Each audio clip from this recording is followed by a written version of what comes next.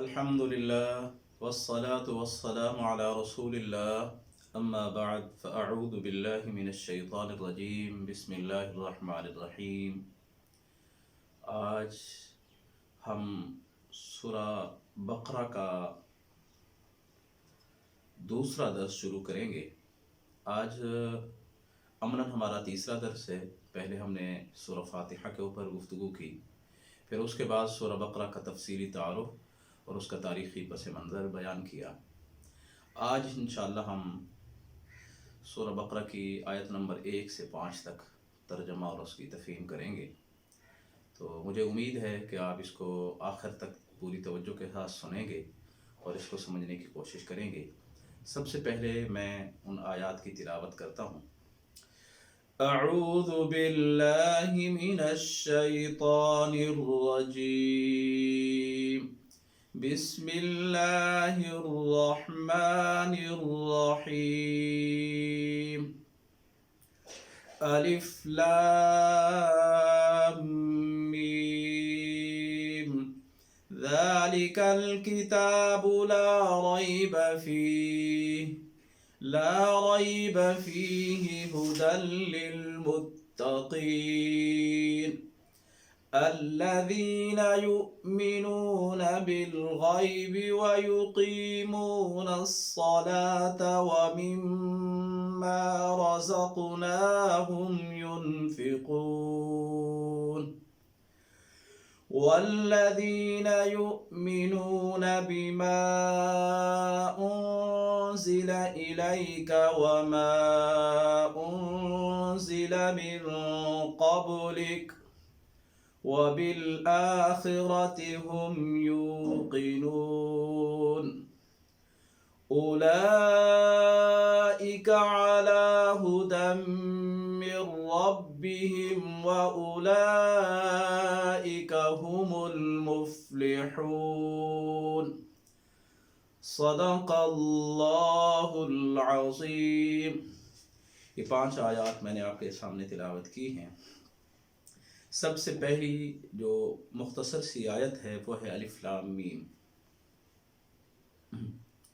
یہ الف لام میم حروف مقطعات کہلاتے ہیں۔ قرآن مجید کی بعض صورتوں کے آغاز میں یہ آئے ہیں، اور جس زمانے میں قرآن مجید نازل ہوا ہے اس دور کے یہ اسالیب بیان میں سے ہیں۔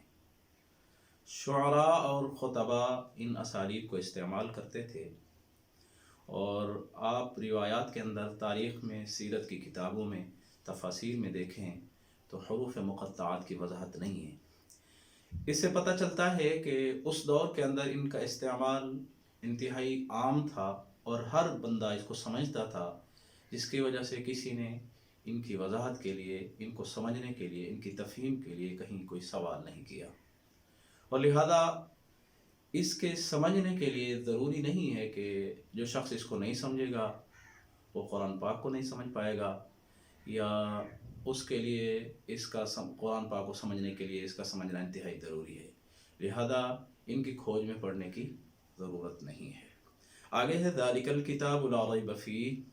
ذالک الکتاب، یہ کتاب، لا ریب نہیں ہے، ریب شک، فیہ اس میں، یہ وہ کتاب ہے جس میں شک نہیں ہے، ہدن ہدایت ہے، للمتقین اللہ سے ڈرنے والوں کے لیے۔ یہ اللہ کی کتاب ہے جس میں کوئی شک نہیں ہے، ہدایت ہے اللہ سے ڈرنے والوں کے لیے۔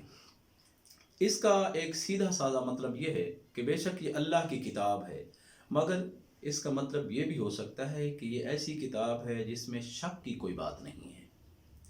دنیا میں جتنی کتابیں موجود ہیں یا جتنی کتابیں لوگوں نے لکھی ہیں، بڑے سے بڑا عالم اور بڑے سے بڑا جاننے والا بھی، اپنی فیلڈ کا اور اپنے سبجیکٹ کا ماہر بھی، اپنی کتاب لکھنے کے بعد، بار بار اس کو دیکھنے پڑھنے کے بعد، چھان بین کے بعد، شروع کے اندر یہ لفظ ضرور لکھتا ہے کہ ہم نے پوری کوشش کی ہے، اس کے باوجود بھی اگر اس میں کوئی غلطی رہ گئی ہو تو آپ ہمیں انفارم کریں۔ لیکن یہ اللہ کی کتاب ہے جس کا آغاز ہوتے ہی اللہ تبارک و تعالیٰ یہ فرما رہے ہیں کہ اس کے اندر کوئی شک نہیں ہے، اور یہ اس سے فائدہ اٹھانے کے لیے ایک پہلی جو شرط اللہ تبارک و تعالی نے بتائی ہے، پہلی جو صفت بتائی ہے کہ ہدی للمتقین، یہ متقین لوگوں کے لیے ہدایت ہے۔ یعنی یہ کتاب تو سراسر ہدایت اور رہنمائی ہی ہے، مگر اس سے فائدہ اٹھانے کے لیے ضروری ہے کہ آدمی میں چند ایسی صفات پائی جاتی ہوں۔ ان میں سے پہلی صفت تقوی کی صفت ہے۔ تقوی کے بارے میں آپ نے بارہا سنا ہوگا۔ تقوی کی تعریف کے حوالے سے جو دو صحابہ نے آپس میں ڈسکس کرتے ہوئے یہ بات بتائی کہ ایک صحابی نے پوچھا کہ تقوی کیا ہے؟ دوسرے نے بتایا کہ کہیں تمہارا جنگل سے گزر ہوا ہے جہاں خاردار جھاڑی ہوں؟ تو انہوں نے کہا ہاں۔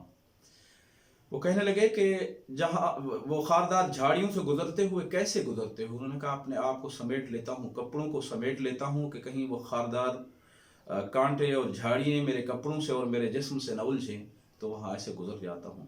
تو انہوں نے کہا کہ یہی تقویٰ ہے کہ دنیا کے اندر رہتے ہوئے گناہوں سے اپنے آپ کو بچاؤ اور اپنے تمام تر افعال کا جائزہ لو، کہیں ایسا نہ ہو کہ جس طرح ہمیں کانٹوں میں اپنے کپڑوں اور جسم کے الجھنے کا خطرہ ہوتا ہے، اسی طرح ہم اپنے گناہوں میں لت پت ہو جائیں اور اپنے ساتھ زیادتی کر بیٹھیں۔ پہلی صفت بتائی کہ اللہ سے ڈرنے والے، پرہیزگار، متقی، خوف خدا رکھنے والے اس سے فائدہ اٹھا سکتے ہیں۔ اور پھر آگے فرمایا ہے کہ الذین یؤمنون بالغیب، وہ لوگ جو ایمان بالغیب رکھتے ہیں۔ غیب کا مطلب اصل میں مختصر اگر ہم اس کو دیکھیں، غیب سے مراد وہ حقیقتیں ہیں جو انسان کے حواس سے پوشیدہ ہیں اور کبھی براہ راست انسانوں کے سامنے نہیں آتی، اس کے مشاہدے اور تجربے میں نہیں آتی۔ مثلا خدا کی ذات ہے، صفات ہیں، ملائکہ ہیں، وحی ہے، جنت ہے، جہنم ہے، یہ ساری وہ چیزیں ہیں جو انسان کے سامنے نہیں ہوتی، تجربے میں نہیں ہے، مشاہدے میں نہیں ہے، اس نے دیکھی نہیں ہے، بن دیکھے ایمان لایا ہے۔ تو ان حقیقتوں کو بغیر دیکھے ماننا ہی ایمان بالغیب ہے۔ آیت کا مطلب یہ ہے کہ جو شخص ان غیر محسوس حقیقتوں ماننے کے لیے تیار ہو، وہی صرف قرآن سے فائدہ اٹھا سکتا ہے۔ اور پھر آگے فرمایا وَيُقِيمُونَ الصَّلَاةَ، اور وہ نماز قائم کرتے ہیں۔ تیسری صفت ہے، پہلی متقی ہونا، دوسری ایمان بالغیب یعنی غیب پر ایمان رکھنا، تیسری ہے وَيُقِيمُونَ الصَّلَاةَ، وہ نماز قائم کرتے ہیں۔ یہ جو تیسری شرط ہے، اس کا مطلب یہ ہے کہ جو لوگ صرف مان کر بیٹھ جانے والے ہیں وہ قرآن سے فائدہ نہیں اٹھا سکتے۔ اس سے فائدہ اٹھانے کے لیے ضروری ہے کہ آدمی ایمان لانے کے فوراً بعد ہی اطاعت کے لیے آمادہ ہو جائے۔ اس کی واضح مثال اس کے سامنے فوری آ جاتی ہے، جو ہی وہ کلمہ پڑھتا ہے پھر مؤذن آذان دیتا ہے۔ مؤذن کی آذان اگر اس کے کانوں میں پڑے اور وہ نماز کے لیے نہیں جاتا تو آپ سمجھ لیں کہ اس نے جو دعویٰ کیا ہے وہ اپنے دعوے کے اندر سچا ثابت نہیں ہو سکا۔ اس لیے تیسری اور اہم شرط ہے، اللہ کے رسول صلی اللہ علیہ وسلم نے فرمایا کہ نماز دین کا ستون ہے، الصلاۃ عماد الدین، نماز دین کا ستون ہے، ومن اقامہا فقد اقام الدین، جس نے نماز کو قائم کیا اس نے گویا کہ دین کو قائم کیا، ومن ہدمہا فقد ہدم الدین، جس نے نماز کو چھوڑ دیا اس نے گویا دین کو ڈھا دیا، ختم کر دیا۔ تو اس لیے ارکان اسلام میں سے ہے یہ نماز، اور اس کی بڑی اہمیت ہے۔ ایک اور موقع پہ اللہ کے رسول صلی اللہ علیہ وسلم نے فرمایا کہ اگر کسی کے گھر کے سامنے سے نہر بہتی ہو اور وہ وہاں سے پانی گزرتا ہو اور وہ ڈیلی 5 اوقات اس نہر میں نہائے، کیا اس کے جسم کے اوپر کوئی میل کا قطرہ رہ جائے گا، کوئی میل کچیل رہ جائے گی؟ تو صحابہ نے جواب دیا کہ یا رسول اللہ نہیں۔ فرمایا کہ جو شخص 5 وقت نماز ادا کرتا ہے تو ایسے ہی اس کے گناہ بھی جھڑ جاتے ہیں اور اس کے کھاتے میں بھی گناہ نہیں رہتے۔ 5 وقت وہ اپنی نماز کے ساتھ اپنی گناہوں سے توبہ کرتا ہے، استغفار کرتا ہے، ندامت اختیار کرتا ہے، اللہ کے سامنے گڑ گڑاتا ہے، توبہ کرتا ہے، اس لیے اس کے گناہ بھی ختم ہو جاتے ہیں۔ آگے فرمایا وَمِمَّا رَزَقْنَاهُمْ يُنْفِقُونَ، اور جو کچھ ہم نے اسے دیا ہے، جو رزق ہم نے ان کو دیا ہے اس میں سے وہ خرچ کرتے ہیں۔ یعنی یہ قرآن کی رہنمائی سے فائدہ اٹھانے کے لیے یہ چوتھی شرط ہے کہ آدمی تنگ دل نہ ہو، زر پرست نہ ہو، مال پرست نہ ہو، اس کے اندر سخاوت کا جذبہ ہو، جو کچھ اللہ نے اسے دیا ہے، جو مال اللہ نے دیا ہے، خدا اور بندوں کے حقوق جو اس کے اندر مقرر ہوئے ہیں انہیں ادا کرنے کے لیے وہ تیار ہو، جس چیز پر ایمان لایا ہے اس کی خاطر مالی قربانی دینے کے لیے تیار ہو، اپنی جان کے ساتھ اپنی مال کی قربانی بھی دینا اس کے ذہن کے اندر ہو اور وہ اس کے لیے تیار رہے۔ اور اس میں ایک اور بات بھی اگر ہم اس کو تھوڑا ڈیٹیل سے سمجھیں کہ جو کچھ اللہ نے رزق دیا ہے، جو مال دیا ہے، وہ بھی خرچ کرتا ہو، اور دوسری بات یہ ہے کہ جو صلاحیت اللہ نے اسے دی ہے، اگر اللہ تعالیٰ نے اسے اچھی بولنے کی صلاحیت دی ہے اور اس کے ذریعے سے وہ قرآن کے پیغام کو، دعوت کے کام کو کرتا ہے، اقامت دین کے لیے جد و جہد کرتا ہے، تو یہ بھی اس کے لیے اللہ کی راہ میں خرچ ہے۔ اگر اللہ نے اسے لکھنے کی صلاحیت دی ہے، اچھی تحریر لکھ لیتا ہے اور اس تحریر کے ذریعے سے لوگوں کو وہ اس کے ذریعے سے تعلق باللہ مضبوط کرتا ہے، اقامت دین کا کام کرتا ہے، اللہ کے بندوں کو اللہ کی بندگی کی طرف بلاتا ہے، تو یہ بھی حقیقت میں اللہ کی راہ میں خرچ کرنا ہی ہے۔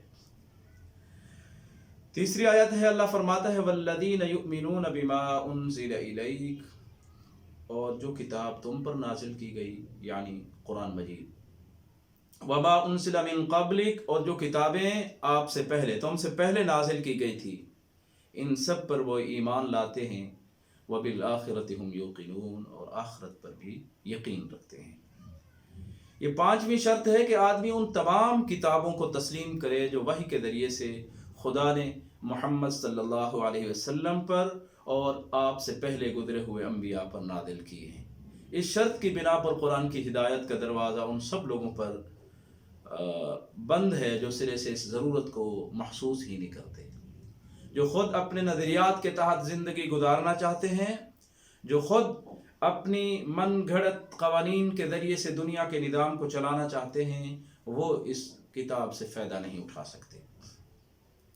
اس سرچشمہ ہدایت سے فائدہ اٹھانے کے لیے پہلی شرط سے لے کر آخری شرط تک یہ 6 شرطیں ماننا ہی ضروری ہے۔ آگے فرمایا وَبِالْآخِرَةِ هُمْ يُوقِنُونَ، وہ آخرت پر یقین رکھتے ہیں، یہ چھٹی اور آخری شرط ہے، اور یہ جامع لفظ ہے جس کا اطلاق بہت سے عقائد کے مجموعے پر ہوتا ہے۔ اس میں پہلی بات یہ ہے کہ انسان اس دنیا میں غیر ذمہ دار نہیں ہے، بلکہ اپنے تمام اعمال کے لیے خدا کے ہاں جواب دہ ہے۔ اور اس میں دوسری بات یہ ہے کہ دنیا کا موجودہ نظام ابدی اور ہمیشہ کے لیے نہیں ہے، بلکہ ایک وقت پر جسے صرف خدا جانتا ہے اس کا ختم ہو جائے گا، یہ بالکل ختم ہو جائے گا۔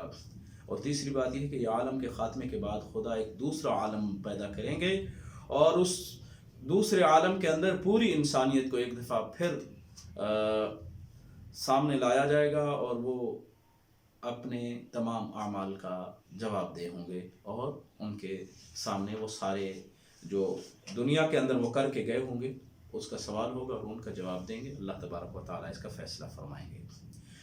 اور پھر چوتھی بات یہ ہے کہ خدا کے اس فیصلے کی روح سے جو لوگ نیک قرار پائیں گے وہ جنت میں جائیں گے، اور جو لوگ بد ٹھہریں گے وہ دوزخ میں ڈالے جائیں گے۔ اور اسی طرح جو پانچویں بات ہے وہ یہ کامیابی اور ناکامی کا اصل معیار اس وقت کا وہ فیصلہ ہوگا کہ یہ جنتی ہے یا جہنمی ہے۔ دنیا کے اندر جو کچھ اس نے کیا ہے وہ اس کے لیے کامیابی کا ذریعہ بنا ہے یا ناکامی کا۔ دنیا کے اندر جو کچھ یہ کر کے آیا ہے اس کے ذریعے سے اس کی بخشش ممکن ہے یا نہیں۔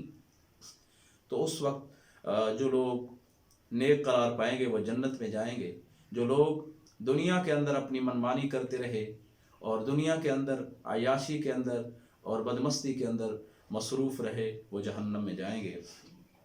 کیونکہ ان باتوں کا انکار تو درکنار، اگر کسی انسان کے ذہن کے اندر یہ شک ہے کہ دنیا کے اندر جو کچھ ہم نے کیا ہے بس وہ کیا ہے، آخرت میں اس کا کوئی حساب نہیں ہوگا، تو وہ ایمان سے خارج ہو جاتا ہے۔ جو دنیا کے اندر اس عقیدے کے ساتھ رہتے ہیں کہ جو کچھ میں کر رہا ہوں اللہ کے ہاں اس کا جواب دینا ہے، اور جواب دہی کے خوف سے وہ دنیا کے معاملات کے اندر صراط مستقیم پہ رہتے ہیں، اللہ کے بتائے ہوئے راستے کے مطابق زندگی گزارتے ہیں، नबी करीम सल्लल्लाहु अलैहि वसल्लम की सुन्नत के मुताबिक अपनी ज़िंदगी के सांचे को ढालते हैं, वो यकीनन आखिरत के अंदर कामयाब होंगे।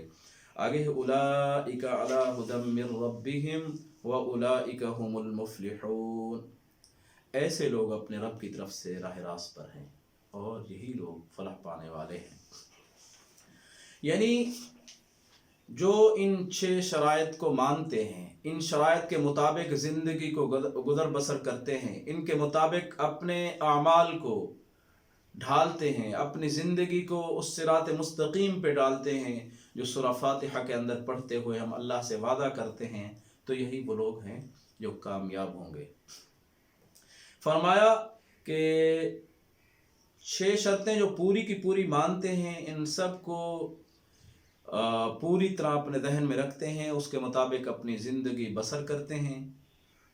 अलहम से वन्नास तक ये कुरान जो हमें ज़िंदगी बताता है, इसके मुताबिक हम गुजारते हैं तो इंशाअल्लाह फिर उससे कामयाबी हासिल होगी।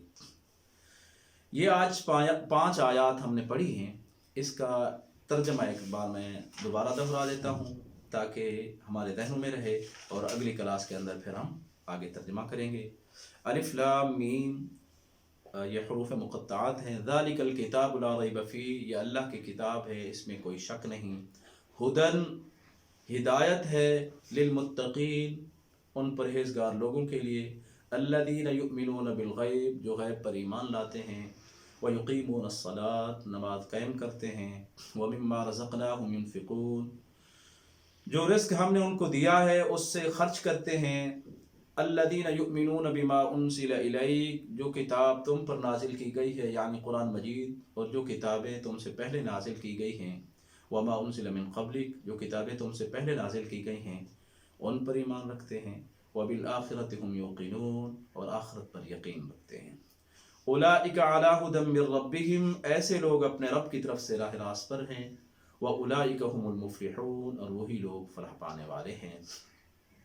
आज की आयत का तर्जमा और मुख्तसर तफसीर थी।